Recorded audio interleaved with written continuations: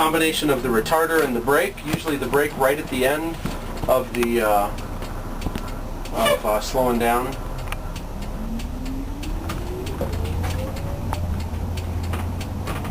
You got to remember the wheels are behind you. Wheels are behind you. We can lift the tag axle up in the back, which I'm doing on the tight corners. We lift the tag axle up to keep it from rubbing. As it is drug around a tight corner, it has a tendency to scuff. So it increases the tire. When we're maneuvering in a parking lot, we'll pick that tag axle up and take the pressure off of it. We can look at our 1999 T945 Van Hool coach. We've got the sunshades in the windshield here that we custom cut to fit this and protect you from some of the sun. The difference is got to be 30 or 40 degrees compared to what it is outside when you're in a hot day. There's a direct wired intercom to the back room. And as we come back up to the rear here, you just driver speakers, and then these control 4 of the 5 AC units on the roof or the house AC. This is the first one in the front, then 2, 3, and 4 on this control. Those control the bathroom and the 2 sets of bunks. Comfortable passenger area, starting with the sofa here, that really is an off-the-shelf, if there's such a thing, sofa from a furniture warehouse locally. So it's a standard size, but this is not a sleeper. You could easily do a jackknife type of a sofa that would come out and lay flat to put 2 people on if necessary. That 9, almost 10 cubic foot refrigerator, it's a household refrigerator, electric only. The one of the windows that we put in was the this thermopane we're looking at. You can see the red lever there on the left side of the frame of the window that allows you to pop that open, prop it open, and get awesome ventilation. These windows measure about 10 by 16. There are 4 of them. This one over the galley, and then 2 in the back room. So we'll show you how to set the fan up to create some pretty good ventilation. But with this window open, it does pretty well. There's not a built-in stove, but just the microwave, the toaster. We survived on a barbecue grill, a deep wall electric skillet, about a 10 by 18 skillet, wave oven, which I thought was a scam from TV that worked out really well. Cooked our Thanksgiving turkey, and that did it for us. Didn't need gas. We didn't want gas.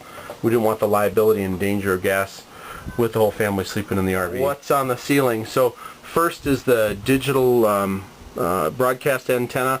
Any city we go to, we pick up at least 3 or 4 channels, sometimes 30 channels. There's the first speaker for the PA system that the driver has control of for making announcements bus-wide. Here is one of 6 speakers for the Bose speaker system or sound system. Also on the ceiling, there are different zones of air conditioning.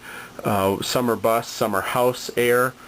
The center deal is the thermostat probe for one of the air conditioners, one of the 5 air conditioners. The sleeping area, or more of the living area down the hall, includes, first thing we come to is the pantry on the side here. It's the only hanging space we really have in the bus for clothing, and it's got our electrical panel for everything 110 volt before the inverter. On the other side of this divider that we use, the left side here is our pantry.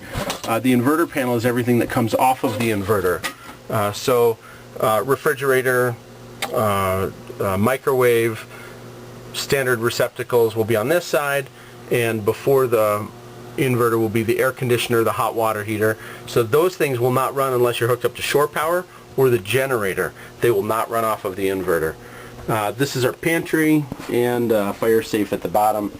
You can see a couple of the 8 sliding drawers that allow each of the passengers to have their own storage space. The bunks are pretty well set up with a light for each person, 110 volt receptacle, organization pouch on the side, couple of hooks, and 2 vents. One is the house air system, one is the bus air system. The house air system is capable of heat through the heat strips on the roof air units. Shower separate from the bathroom. There used to be 2 doors that were identical on the bathroom and the shower. We removed the shower door because when they both open, you'd be trapped in the middle and you couldn't get out. I guess that would be provide you a little extra changing room, but it was too much for the traffic pattern when people were getting ready in the morning.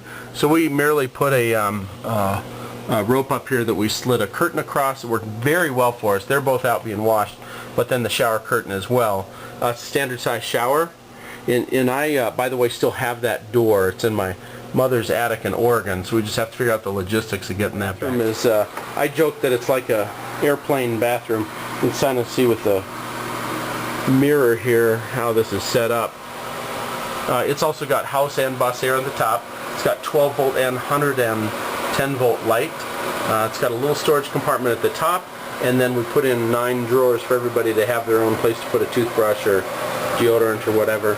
It's a standard flush porcelain toilet, and shut that off. Real easy to keep up because it's not a huge bathroom. In fact, as you're in the bathroom and doing stuff, we have asked that while seated you consider tidying up around you. I don't know if anyone ever read that, but at least it made me feel like I was trying to encourage people to stay on top of cleaning. The light is switched so you can shut the light off and then turn the fan on by itself and leave that running if there's a family emergency with a 14-year-old boy in the bathroom, and that's how we handle it. Okay, sleeping area, 8 bunks. Everybody's got their own drawer down here. There are 8 rolling drawers. All the bunks are set up identically. And when you're inside that bunk, it feels like it's private. It's very dark and can be quiet, but the truth of it is that everyone can hear everything that's going on. This is our stinky closet. And the kids kind of called it the stinky closet because when we first got it, it had a little odor to it. And I think that was a result of the vent that comes up the back of that cabinet, the green hose in the back there that is the black tank vent. It happened once when we first got it. We haven't had it since, so I think that it's because we treat it every time we use the toilet or each cycle between dumping with a cap full of a really cheap fabric softener and a half a cup of laundry detergent. Very rarely, maybe 3 times this year, have we used bleach in either of the tanks. Haven't had trouble with the odor. That SureFlow water pump is just a backup $80 pump we bought just in case we lost water in the middle of the desert, so it's new in the box and ready to go. The rear lounge is really a multi-function room, and it's set up right now for day use. At night, that table pops right out. A couple of steel bars go through in this hole, and then 2 more bars over here and here. We'll show you pictures of that set up. But that creates a larger than a queen size bed in the back with a rounded edge there, if you will. So you're sleeping there with your heads right next to these open windows at night. It's very comfortable to sleep in this this little bedroom. It also has a pocket door there that will slide shut. Right now it's fastened in the open position for travel.